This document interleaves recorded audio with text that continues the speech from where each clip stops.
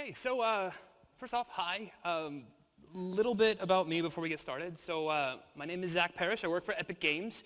And my job at Epic is actually to go around to studios who are using the Unreal Engine, which is the technology that actually powers Fortnite, and I help other companies, other game studios, make their video games, which is actually what brings me to the UK today. So I wanted to drop by and talk to you all about the potential, if you're interested, in maybe getting into the games industry yourselves.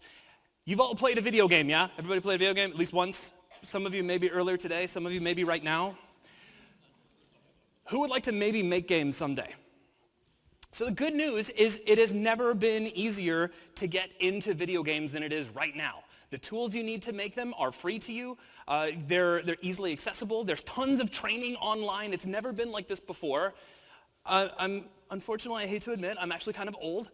And when I first started getting into this, it wasn't like this. It was actually very hard to get into games. You'd have to find some very expensive school way out in the middle of nowhere, which would probably require you to fly to a whole different country and sign a whole lot of paperwork and pay a whole lot of money so that when you got done, you'd be hundreds of thousands of dollars in debt. And it's not really like that way anymore. You can learn this stuff right now. If you wanted to, you could probably go home and make a game tonight. So to kind of give you a little bit of grounding on where things are, so I'm going to start off by showing a quick video of a game you might have heard of. It's the Season 6 trailer.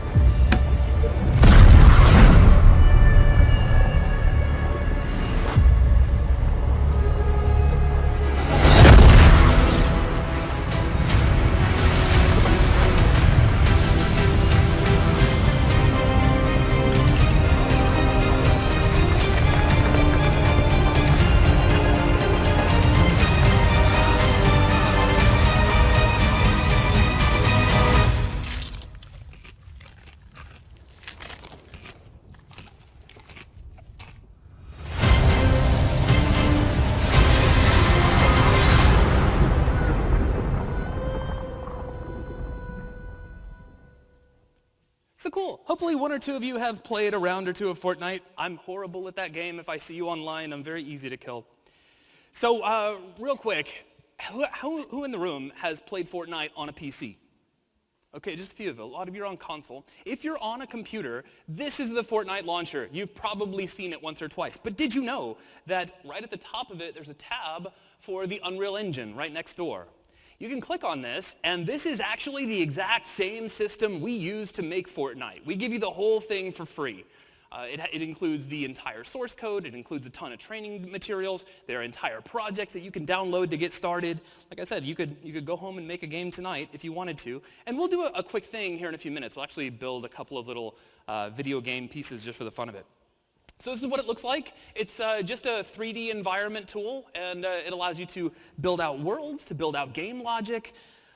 But there's so much more to it than games. Like, why would anybody want to do this? The first thing, and I think my points might be a little out of order, right? Because they sound like, oh, the games industry is expanding. Of course it is. The games industry it's very successful right now. Makes a lot of money.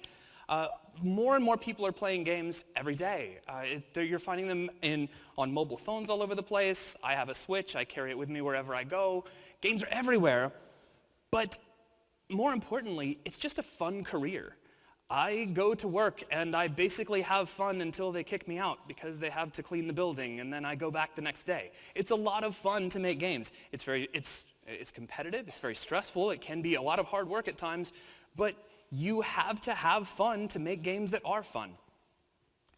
Now the neat thing about it though is that it's a lot more than just games. This is a small selection of other companies that are using the Unreal Engine to do their business. And you might recognize a few things. There's like BMW and other one like Porsche should be on there, Tesla's on there, all these big names in the automotive and aerospace industry that are using real-time graphics. Literally, the Unreal Engine, this video game engine that powers Fortnite, is being used to visualize and show the world in ways that it hasn't been before. So now you can get a job in architecture, or you can get a job designing cars or spaceships, and do it all using video game technology. It's a really bright future, and it's very fun to get into. So how do you actually go through the motions? How do you learn about this? Well, the Unreal Engine launcher that I just showed you, which you can download from unrealengine.com, has got a huge selection of example content that you can download, really high-end stuff that you can dig through, see how we did it. There are corresponding videos online that you can watch that'll teach you how to do them yourselves. We have a deep, robust documentation system at docs.unrealengine.com. It's basically the help file, which I know nobody wants to read it, but it is pretty cool and it's very helpful. We have deep forums. We actually have a vast community of other people who want to make games, who are actually there to help you, and they're very helpful. They'll talk you through how to build whatever it is you want to build. And recently, we actually opened our own online learning classroom at academy.unrealengine.com. This is totally free. You can go there and you can go through structured classes to teach you how to make video games or to do high-end visualization for architecture or industrial design. And nothing like that has ever really been available before now. You're such a lucky generation.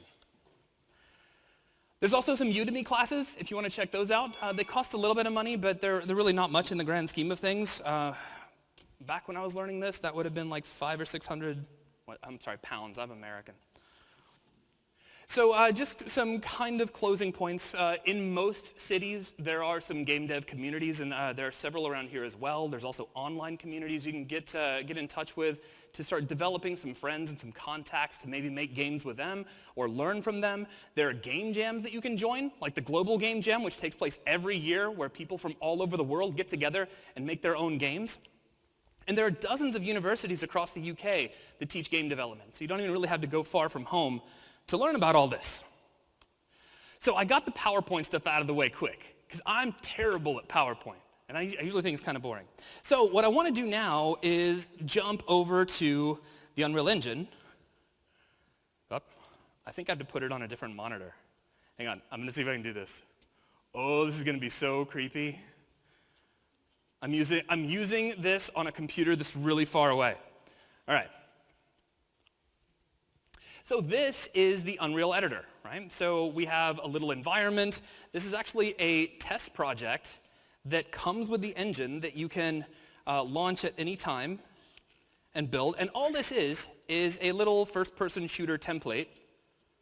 So I can jump in, and I can run around, and I can shoot tennis balls at things and knock them over. Now that's quick, it's easy. It was really easy to make this. It was just like a couple of clicks. And what I want to do is show you how you can use the engine to very quickly and easily make edits to this to rebuild it kind of in your own image.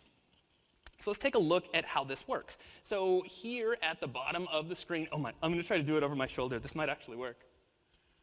So here we are looking at the different parts that make this game up. And one of the most important things inside of all of Unreal Engine are these things called blueprints. And a blueprint is essentially a piece of video game logic that has been defined with nodes and connections. I'll show it to you. Oh, I got to drag this over from the other window. So hang on. I need like music when I do this. Like do do do do do. I'm sorry, that's terrible music. I'm sorry. All right, careful. Perfect. All right. So here is what a blueprint looks like under the hood. It's really just a series of boxes and wires, but it defines video game logic without the need to have to go in and write a whole bunch of programming, which is great for people like me, because I'm not a programmer at all. I'm terrible at that. It scares me, and I don't want to do it. But this is like programming with Lego brick. You could build an entire game. In fact, we did build entire games out of this. Now, I don't know how many of you are into VR, but a couple of years back, Epic released a game called Robo Recall for the Oculus. Anybody hear that? Okay, a couple of people. That's cool. So that game was built entirely in this system. We didn't even really use programmers that much. A bunch of visual people and some designers and artists all got together and built all of the logic just like this. And we can actually take a look at what this is doing. So what we're looking at is the graph that defines the tennis balls that we're shooting into the world. And here we've got, you probably can't read it from back there. I'll read it to you and do my best.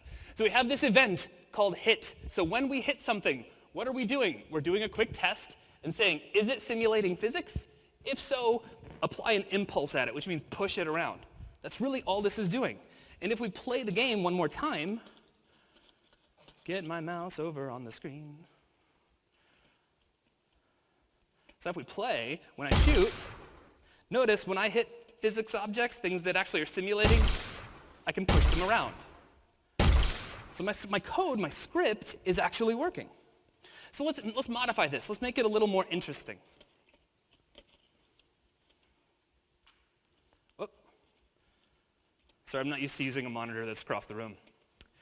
Okay, so what we'll do is, first off, let's make it so that as the ball, let's make the ball explode. Things that explode are usually more fun than things that don't explode.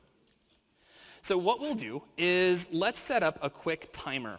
I'll start off by creating an event called begin play. Begin play is kind of a special timed moment. Essentially, this says the moment this projectile enters the world, something's going to happen. And what are we going to do? Well, let's give it a little bit like a delay. Let's make it wait for a moment. So I'll just right-click and I'll type delay. There we go, and we'll create a delay node, and we'll just plug this in. And just like this, technically we're programming right now. So let's give it a duration. Let's say 1.5 seconds. And what do we want it to do after 1.5 seconds? Well, let's spawn an explosion. So we'll type spawn, and we will spawn an emitter at a given location. Now, I already have an explosion in mind here, so let me just look up the effect that I want, because it's big and it's pretty, and it was already made for me. Cool, so all we're saying is, we're going to, the moment we enter the world, we'll wait 1.5 seconds, and then we'll spawn an explosion. But it wants a little bit of information. It says, hey, where do you want that explosion to take place? No problem. All we need to know is where our little grenade or our little tennis ball is. So over here in my components, here is the sphere that actually defines my little projectile. That is the ball that makes my tennis ball. We'll get a reference to it, and we'll say, hey, what is your location? And we'll get its world location. We'll plug it into the location point. Cool. That's just going to spawn an explosion at the location of the ball after a second and a half. And the last thing we'll do is we'll say, hey, cool, now you've spawned an explosion. You shouldn't exist anymore. So we'll right-click and say, destroy. So literally telling this little tennis ball to no longer exist. So unless I've done something horrible, this should just work. Let's go back over to our level, if I can find my mouse cursor, which is over on the other screen. Aha. So we can play this right inside the editor, and now, there we go. This is my laptop, thank you. Come on, bam. So now, instead of just a little cutesy tennis ball, in fact, it's flying around a little too quick. I'm going to slow it down real fast, just so we have a cooler example and it's a little easier to see. So let's go back over to our tennis ball, and here is his projectile data. So this literally controls how fast he flies around in the scene. I'll grab his initial speed, and we'll just pull this down to something like 1,500. So that's pretty easy. And let's try this again. By the way, this is literally what my day is like at work. Let's just make things blow up. There you go.